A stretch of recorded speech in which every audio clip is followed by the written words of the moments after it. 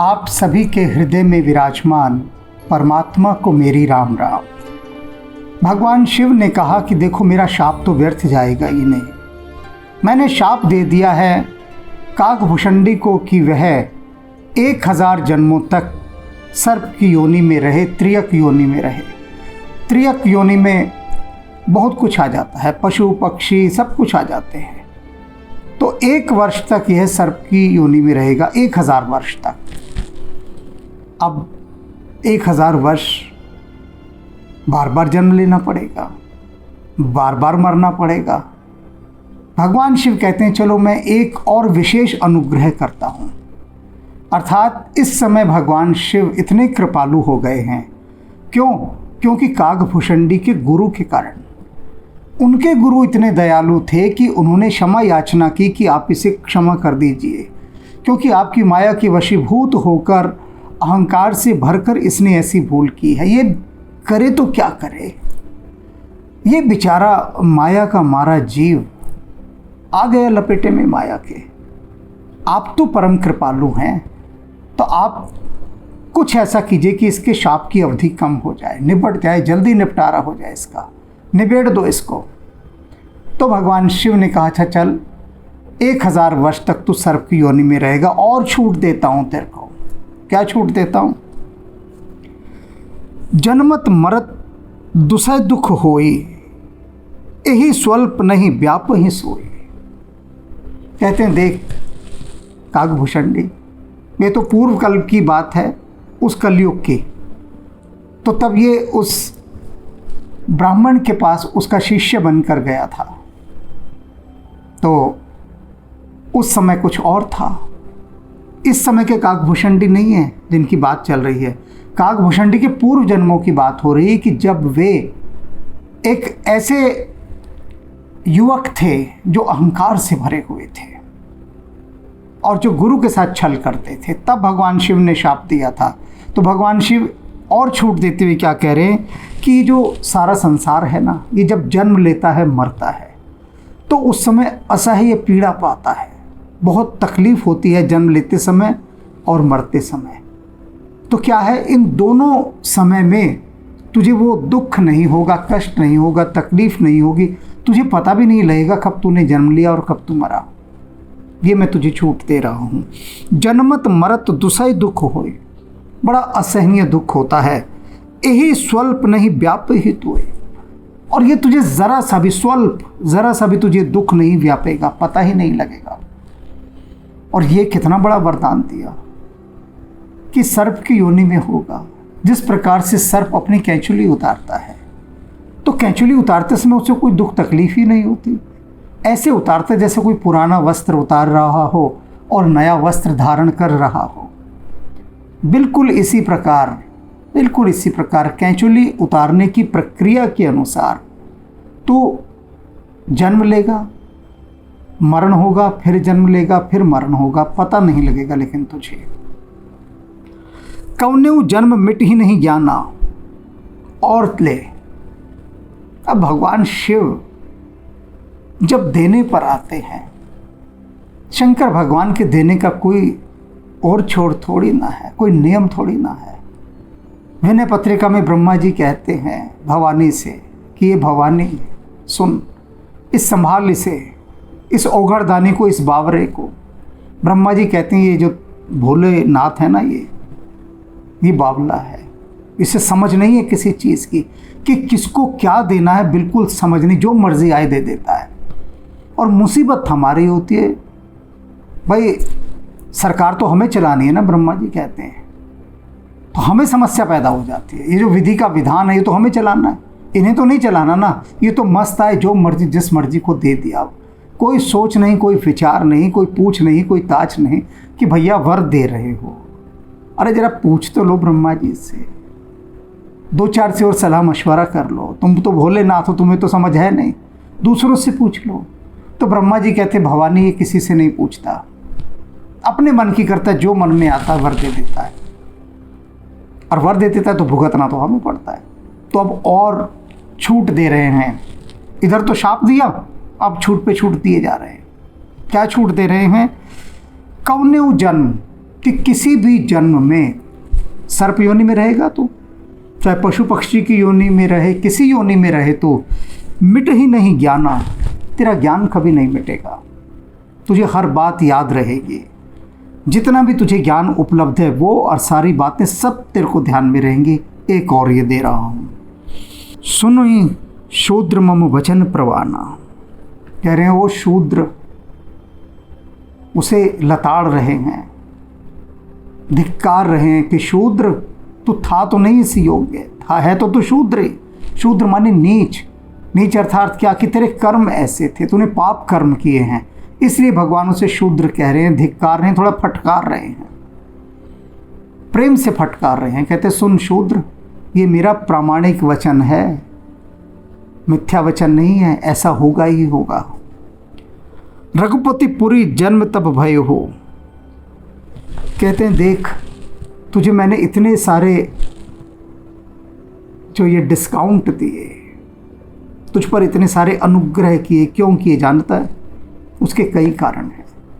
एक कारण तो प्रथम ये कि तेरा जो जन्म है वो रघुनाथ जी की पुरी अयोध्या जी में हुआ, अयोध्या में तेरा जन्म हुआ, तो इससे भी तेरी बहुत बड़ी पात्रता मैंने मान ली कि अयोध्या का तो रेजिडेंस है, वहाँ की नागरिकता तुझे प्राप्त है, जन्म से तुझे नागरिकता वहाँ की प्राप्त है, तो तेरा जन्म अयोध्या में हुआ। रघुपति पुरी जन्म तब भय हो, पुनि में मम सेवा मन दय हो। और फिर क्या हुआ? पुनितय, और उसके बाद क्या हुआ? मम सेवा मन दय हो, तूने अपना जो मन है ये मेरी सेवा में लगा दिया। अयोध्या में जन्म हुआ, वहाँ अकाल पड़ा था, फिर उज्जैन आ गया काकभूषण जी। तो कहते हैं कि तूने जो अपना जो जन्म है अयोध्या में पाने के बाद अपना मन मुझे सौंप दिया। पूरी प्रभाव अनुग्रह मोरे, राम भक्ति उपजहि उर तोरे। कहते हैं अयोध्यापुरी का प्रताप और मेरे अनुग्रह से तेरे हृदय में राम की भक्ति जन्म लेगी। जा, तुझे मैंने एक और विशेष वरदान दिया, शाप तो दिया ही, ये वरदान दिया कि तुझे राम जी की भक्ति प्राप्त होगी। ये कितना बड़ा वरदान है! राम की भक्ति प्राप्त होने का वरदान केवल भगवान शिव ही दे सकते हैं, और इसे यूं ही बैठे बिठाए मिल गया इस युवक को। सुन मम वचन सत्य अब भाई। अब बहुत प्रेम पूर्ण हो गए भगवान शिव। कहते सुन भाई, मेरा सत्य वचन सुन। अभी शूद्र कहा है, फटकारा है, अब दुलार रहे हैं, लाड लड़ा रहे हैं, प्रेम से समझा रहे हैं। कह रहे सुन मेरे भाई, ये मेरा सत्य वचन है, हरि तोषण व्रत द्विज सेविकाई। कि हरितोषण भगवान को प्रसन्न करने का एक ही व्रत है, और वो क्या है? द्विज सेविकाई, द्विजों की सेवा करना। द्विज कौन? जिसका दूसरा जन्म हुआ हो। अब दूसरा जन्म का, यहाँ तो अनंत जन्म हुए हैं, वो जन्म नहीं। द्विज उसे कहते हैं कि उसी शरीर में रहते हुए जो ज्ञान को उपलब्ध हो गया हो, परमात्मा को उपलब्ध हो गया हो, उसे द्विज कहते हैं। कि उसी शरीर में है लेकिन फिर भी ज्ञान को उपलब्ध होकर एक नया रूप पाया हो। जैसे रामकृष्ण परमहंस, कबीर, मीरा, तुलसीदास, कितनी लंबी श्रृंखला है, कहाँ कहाँ तक गिनवाएंगे, गिनवाने का कोई अंत नहीं है। रैदास, ये सब लोग कौन हैं? ये द्विज हैं। इनको द्विज कहा गया कि जो द्विजों की सेवा करता है। द्विज कौन है? द्विज वो है जो परमात्मा के बिल्कुल निकट पहुंच गया, दूसरा जन्म हुआ, लेकिन वो देह नष्ट नहीं हुई जिस देह में रहते हुए दूसरा जन्म हुआ। अब वही ब्राह्मण कहलाता है, क्योंकि जो ब्रह्म के साथ रमण करता है। तो कह रहे हैं कि द्विज सेविकाए, जो द्विजों की सेवा करता है वही परमात्मा को प्रसन्न कर सकता है। द्विजों की सेवा ही परमात्मा को प्रसन्न करने का एक सशक्त माध्यम है। अब जन करहि विप्र अपमाना, जानेसु संत अनंत समाना। कह रहे हैं देख, आज के बाद कभी भी किसी ब्राह्मण का अपमान मत करना। आज तो तुझे मैं बहुत सस्ते में छोड़ रहा हूँ। 1000 साल सर्प योनि में रहने का शाप दिया और उसके साथ साथ तुझ पर इतनी कृपा कर दी, इतनी अनुग्रह कर दी, उसके साथ शाप के साथ इतने वरदान दे डाले कि तुझे पता ही नहीं लगेगा कब तेरा शाप कटा, पता ही नहीं लगेगा, खेल खेल में ही, बल्कि आनंद मनाएगा, शाप के अंदर भी मज़े करेगा। इतने तुझ पर मैंने कृपा कर दी। लेकिन एक बात सावधान, भविष्य में फिर कभी किसी ब्राह्मण का अपमान मत करना। संतों को किसके समान समझना कि वही अनंत श्री हरि के समान संतों को समझना। ये याद रख ले, गांठ बांध ले। इंद्र कुलिस ममसूल बिसाला, काल दंड हरि चक्र कराला, जो इनकर मारा नहीं मरही, विप्र द्रोह पावक सो जरही। क्यों समझा रहा हूं मैं कि ब्राह्मण का अपमान मत करना? भगवान शिव कह रहे हैं उसका एक कारण है।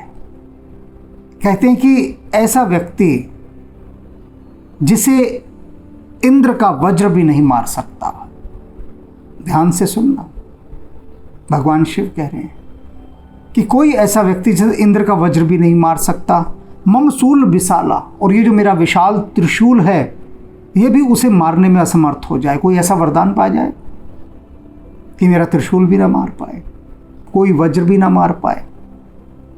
रावण को मिला था ना ऐसा वरदान, भगवान शिव का त्रिशूल भी उसे नहीं मार पाता था, इंद्र का वज्र भी नहीं मार पाता था, इंद्र को तो पराजित कर दिया था रावण ने। और काल दंड हरि चक्र कराला, वो जो काल को भी दंड देने वाला श्री हरि का चक्र है, सुदर्शन चक्र, वह भी उसे न मार पाए। सुदर्शन चक्र भी रावण को नहीं मार पा सकता था, वह भी नहीं मार पाए। जो इनकर मारा नहीं मरहे, इनके मारने से भी जो नहीं मर सकता आदमी, वो कैसे मर सकता है, कैसे मर जाएगा? विप्र द्रोह पावक सो जरहे। लेकिन ब्राह्मण के विरोध की अग्नि के अंदर वो जलकर भस्म हो जाएगा।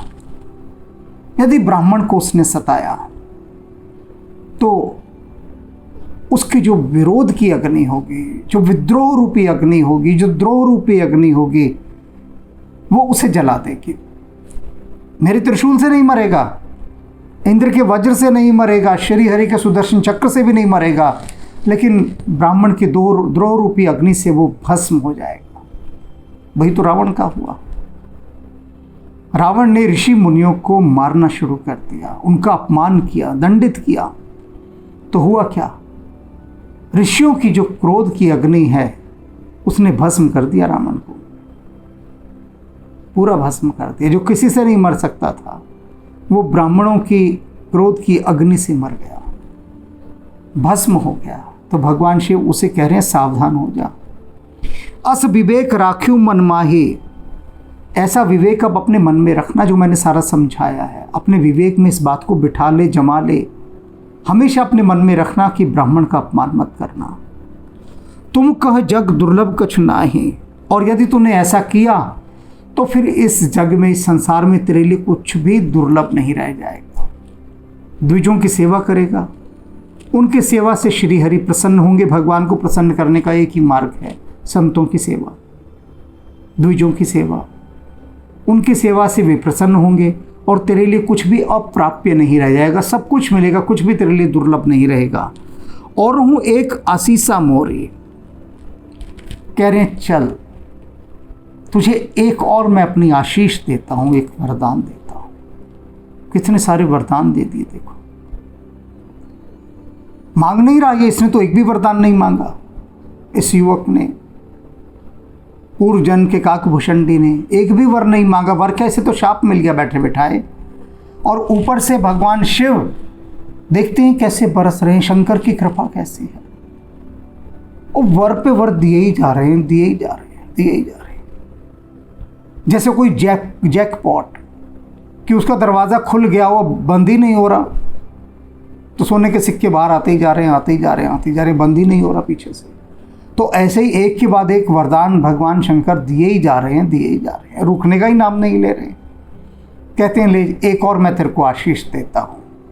क्या दे रहे हैं? अप्रतिहत गति होई है तोरी, तेरी आबाद गति होगी। तू कहीं भी, किसी भी लोक में, किसी भी समय जा सकता है, तुझे कोई रोकेगा टोकेगा नहीं।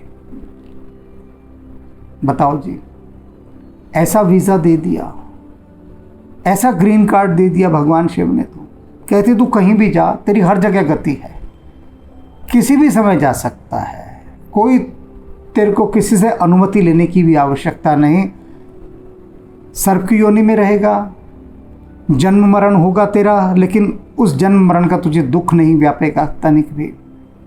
तेरा जो ज्ञान है वो भी वैसा का वैसा बना रहेगा, ज्ञान भी तेरा समाप्त नहीं होगा, और तू कहीं भी किसी भी समय जा सकता है, कोई तुझे रोकेगा टोकेगा नहीं पूरे ब्रह्मांड में।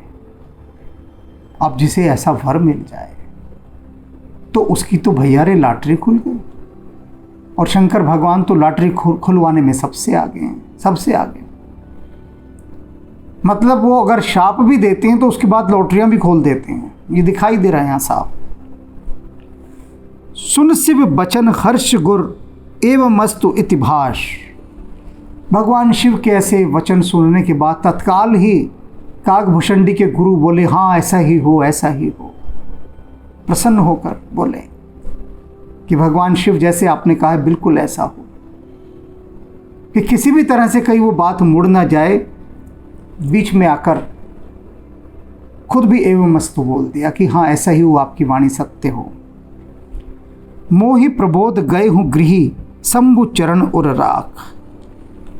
काकभूषणी जी कहते हैं उसके बाद मेरे गुरु अपने घर चले गए, लेकिन जाने से पहले उन्होंने मुझे कहा, सुन, भगवान शिव के चरण कमलों का ध्यान अपने हृदय में सदा लगा कर रखना। घर जाते जाते ये बात कह गए, क्योंकि अब तो मुझे सर्प की योनि में जाकर कहीं जन्म लेना था। कहाँ जन्म लूँगा कुछ नहीं पता, कहाँ का टिकट कटता है कुछ नहीं पता। अचानक ही आँख खुलेगी और पता लगा कि यहाँ पर इस लोक में आकर, इस देश में आकर सर्प की योनि में जन्म मिला है। तो जाने से पहले गुरु ने कहा कि बात सुन, कहीं भी रहे भगवान शिव के चरण कमलों को अपने हृदय में रखना, ये ध्यान रखना उनका। क्यों कहा? क्योंकि इतनी कृपा बरसाकर भगवान शंकर जा रहे हैं, इतनी कृपा बरसाकर, तो ये अपने शिष्य को समझाना तो बनता ही है। प्रेरित काल बिंद गिरी जाई भय हूं मैं ब्याल। कहते हैं काल की प्रेरणा से अब काल को तो ऑर्डर पहुंच गए सारे, जो व्यवस्था है उस व्यवस्था ने पहुंचा दिया महाकाल को ऑर्डर कि भाई सुन, ये जो काकभूषणी है इसको 1000 साल के लिए भगवान शिव ने सर्प होने का शाप दिया है, तो करो, इंतज़ाम करो इसका। तो काल ने कहा ठीक है, इसका टिकट काटो। और विंध्याचल के पर्वतों में एक वृक्ष के भीतर उसे सर्प की योनि में जन्म दे दिया। प्रेरित काल बिंद गिरी जाई भय हूँ मैं ब्याल। काकभूषणी जी कहते हैं और मैं उस विंध्याचल पर्वत पर सर्प के रूप में जन्म ले चुका था। पुनः प्रयास बिन सोतन तज हूँ गए हूँ कुछ काल। और उसके बाद कुछ समय बाद मैंने बिना ही प्रयास के अपना वो शरीर त्याग दिया। त्यागना ही था, कुछ समय रहा सर्प की योनि में, फिर त्याग दिया। अभी 1000 साल रहना है, तो न जाने कितने जन्म अभी लेंगे। जोई तनु धर ही तजहू पुनि अनायास हरि जान। जिमि नूतन पट पही रही नर परिहरन पुराण। कहते हैं कि हे हरि के वाहन, हे गरुड़ जी मेरी बात सुनिए। होता क्या था, जोई तन धर हूँ, मैं जो भी शरीर धारण करता मरने के बाद, तज हूँ पुनि अनायास, फिर दोबारा से नया कोई और शरीर धारण कर लेता। अनायास, अनायास माने बिना किसी प्रयास के। कुछ मुझे दुख तकलीफ हो ही नहीं रही थी, जो भगवान शिव ने कहा था ना वही हो रहा था, और सारे ज्ञान मुझे प्राप्त थे, सब कुछ पता था। यानी मैं होश पूर्वक पैदा होता था और होश पूर्वक ही मरता था। ये बहुत बड़ी बात है। भगवान शिव ने क्यों ये साथ में एक विशेष कूपन लगा कर दे दिया? क्या कूपन? कि तुझे तेरा ज्ञान भूलेगा नहीं, बना रहेगा। ये ज्ञान क्या था? होश। यदि होश पूर्वक मरण हो तो होश पूर्वक ही जन्म भी होता है, याद रखिए। संसार बेहोशी में मरता है, लेकिन ये काकभूषणी क्या कह रहे हैं कि जितनी बार भी मैं जन्म लेता था मरता था, होश पूर्वक जन्म लेता था और होश पूर्वक ही मरता था, और मुझे सब पता होता था, सब कुछ अनायास हो रहा था। जैसे कि आप रात को सोएं सुबह उठ जाएं।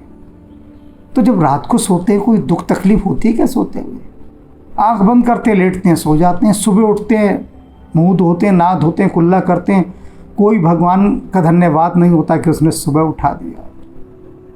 कोई धन्यवाद नहीं कि सुबह उठाया, सूरज दिखाया, पक्षियों की चहचहाट सुनवाई, तुम्हें बेड टी पिलवाई, तुम्हें दंत मंजन करवाया, अच्छे अच्छे कपड़े पहनवाए, बढ़िया ब्रेकफास्ट करवाया, चाय कॉफ़ी पिलवाई। कोई धन्यवाद नहीं परमात्मा का। बस यूं ही मुंह उठे, उठते हुए घुस गए टॉयलेट में, कुछ धन्यवाद नहीं भगवान का, कुछ भी नहीं कि सुबह उसने उठाया बिना किसी प्रयास के, अपने आप आँख खुल गई, सारे काम अपने आप हो रहे हैं, कोई धन्यवाद नहीं। तो कहेंगे ना सभी यही कि अरे धन्यवाद की क्या ज़रूरत है, क्यों दे धन्यवाद? अरे रात सोए तो सुबह उठ गए, इसमें भगवान को धन्यवाद क्या देना? कोई धन्यवाद की ज़रूरत नहीं। तो काकभूषणी क्या कह रहे हैं कि मैं अनायास ही जन्म लेता था, मरता था, और सब कुछ सहज भाव से हो रहा था। कैसे सहज भाव से? जिमी जिस प्रकार से जिम नूतन पट पही रहे, जैसे कोई नया वस्त्र पहनता है, नर परिहरहि पुराण, और पुराना वस्त्र उठाकर फेंक देता है, त्याग देता है। कोई दुख तकलीफ होती है, आप सुबह उठते हैं, पुराना वस्त्र उतारते हैं, नया वस्त्र प्रेस किया हुआ या ड्राई क्लीन किया हुआ पहनते हैं, कितने खुश होकर पहनते हैं, प्रसन्न होकर पहनते हैं ना। कहते हैं इसी तरह से मैं प्रसन्न होकर हर बार नया वस्त्र पहनता था। वो जो पुराना शरीर रूपी वस्त्र है उसको उतार देता था, फिर नया पहन लेता था। आपको रोज नए नए कपड़े पहनने को मिले तो सोचिए कितना अच्छा लगेगा। रोज आपको नया बनियान मिल रहा है, नई कमीज मिल रही है, नई पैंट मिल रही है, नई साड़ी मिल रही है, सब कुछ नया मिल रहा है रोज। जो एक बार पहन लिया वो दोबारा पहनने को ही नहीं मिल रहा। सोचो कैसी जिंदगी होगी। करने लग जाओ कल्पना। मन का क्या है, मन को ले जाओ वहीं कल्पना करने में, बैठो थोड़ी देर। ये रामचरितमानस वगैरह तो फिर देख लेना, अवेलेबल है यूट्यूब पे, थोड़ी देर बाद फिर देख लेना। अभी तो बैठ के कल्पना कर लो कि रोज़ नया बनियान मिल रहा है, कपड़े मिल रहे हैं, नए जूते मिल रहे हैं, सब कुछ नया मिल रहा है रोज़, पुराना मिल ही नहीं रहा। जो अरबों खरबों रुपए कमा के बैठे हुए हैं बड़े बड़े लोग, जानते हो, खरबों रुपए वो यही करते हैं, रोज़ सब नई चीज़, रोज़ नई चीज़ें आती हैं उनके लिए। तो मांगो भगवान शिव से कि हमें भी उन बड़े बड़े नेताओं मिनिस्टरों की तरह खरबों रुपए दे दो, इतने खरबों रुपए कि हमें पता भी ना हो कितने हैं। तो रोज़ नए बनियान पहनना, लग जाओ उस कल्पना में। क्योंकि करेंगे क्या उन पैसों का, उन खरबों रुपयों का? बताइए, वो जो इतना बेईमानी से कमाया है, क्या किया जाएगा उसका? लेकिन वो भी नहीं करते ऐसा, वो भी पुराने पुराने पहनते रहते हैं। तो काकभूषणी क्या कह रहे हैं कि जिस तरह से नया वस्त्र कोई धारण करता है, पुराना उतार देता है, उतनी ही सहजता से और प्रसन्नता के साथ मैं अपना पुराना शरीर उतारता था और नया शरीर धारण करता था। भगवान शिव की ऐसी की असीम कृपा। वो जो है ना मंत्र महामृत्युंजय, उसे काकभूषणी जीते थे, उसे जीते थे, साक्षात जीते थे उसे। उन्होंने कोई मंत्र नहीं जपा महामृत्युंजय, उस मंत्र को जीते थे बस। शिव राखी श्रुति नीति अरो, मैं ना ही पावा कलेश। भगवान शिव ने वेदों की मर्यादा की रक्षा की और मैंने क्लेश नहीं पाया। काकभूषणी जी कह रहे हैं, उन्होंने मर्यादा की क्या रक्षा की कि वेद की मर्यादा है कि दुष्ट को दंड देना। तो भगवान शिव ने उस मर्यादा का पालन किया और मुझे दंड दिया। और क्योंकि मेरे गुरु ने मेरे प्रति मेरा बहुत पक्ष लिया था और उनका पक्ष लेना इस बात का आश्वासन था कि मैं भविष्य में ऐसा नहीं करूँगा, तो भगवान शिव कोमल हुए और उस दंड का मुझे क्लेश नहीं हुआ। क्लेश नहीं हुआ, दुख नहीं हुआ। क्लेश माने दुख। अब ये जो कष्ट नहीं हो रहा, और दंड भी दिया गया। तो आप सोच रहे होंगे कि ऐसे दंड का लाभ ही क्या हुआ, जब दंड भी दिया और दंड का दुख भी नहीं हुआ तो फिर दंड दिया ही क्यों। तो ये भी बात समझाएंगे अभी। एह विधि धरि हूँ विविध तन, ज्ञान न गए हूँ खगेश। कह रहे हे खगेश, पक्षीराज करो, इसी विधि में बार बार मरता रहा, शरीर धारण करता रहा, मेरा ज्ञान बना रहा, मेरा ज्ञान नहीं नष्ट हुआ, मैं कुछ नहीं भूला, सब कुछ याद था मुझे। क्यों मैं बार बार जन्म ले रहा हूँ, मर रहा हूँ? क्या मैंने पाप किया था? सारे पाप याद थे मुझे, सारे पाप, सब मजे से गुजर रहा था। त्रिजग देव नर जो तन धर हूँ, तह तह राम भजन अनुसर हूँ। त्रियग योनि में जहाँ जहाँ भी मैं कोई शरीर धारण करता, वहाँ मैं श्री राम का भजन करता रहता। राम का भजन मुझसे कभी नहीं बिसरा, क्योंकि मेरे गुरु ने कहा ही था कि भगवान शिव के चरणों को अपने हृदय में रखना, और भगवान शिव राम में ध्यान लीन है। तो कहते राम का सुमिरन मेरे भीतर से कहीं नहीं गया। और ऊपर से भगवान शिव ने क्या कहा था कि मैं तुझे राम की भक्ति का वरदान भी देता हूँ, ये भी आशीष देता हूँ। शिव की आशीष वरदान से कम नहीं है, वरदान ही है। तो कह रहे हैं कि भगवान का, राम का भजन भी मैं रखता रहता था। एक सूल मोहि बिसर न कहूं, एक सूल। अभी कुछ समय पहले ही हम बता रहे थे कि उसको कोई दुख तकलीफ नहीं थी, मरने की, जन्म लेने की, सब मज़े से चल रहा था। तो फिर दंड देने का लाभ ही क्या हुआ? लेकिन भगवान शंकर ने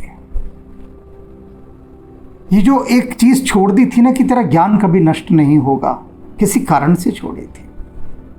अगर वो कहते कि तेरा ज्ञान भी नष्ट हो जाएगा, तो सब कुछ भूल जाएगा, तब तो घोर नरक था, दंड था।